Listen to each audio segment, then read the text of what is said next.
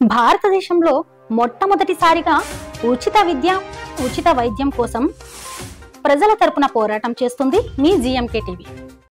Christmas, Christ's mass అన్న పదం నుంచి క్రిస్మస్ వచ్చింది.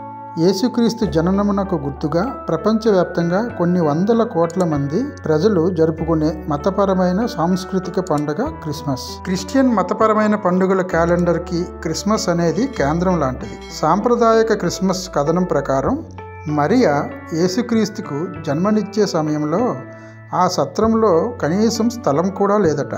మరియా ప్రసవం అయిన తర్వాత యేసును పశువుల తొట్టిలో పడుకోబెట్టారట.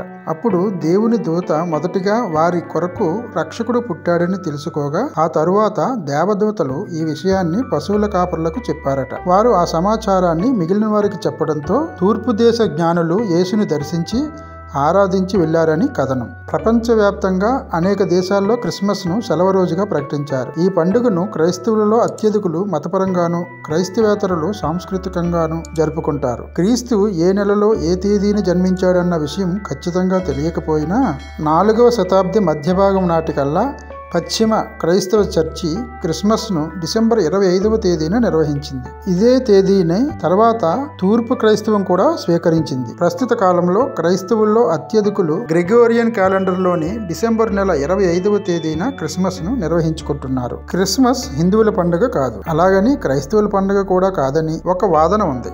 అందరూ ఏదో ఒక రకమైన పండుగ చేసుకుంటున్నారు కనుక మనకి కూడా ఒక పండుగ ఉండాలనే ఆచారం మొదట ఆర్సీఎం వారు తీసుకొచ్చారని కొన్ని అభిప్రాయాలు వ్యక్తమయ్యాయి. అంతేగాని క్రిస్మస్ పండుగ చేసుకోవాలనేది దేవుని నిర్ణయం కాదని కొంతమంది అభిప్రాయం.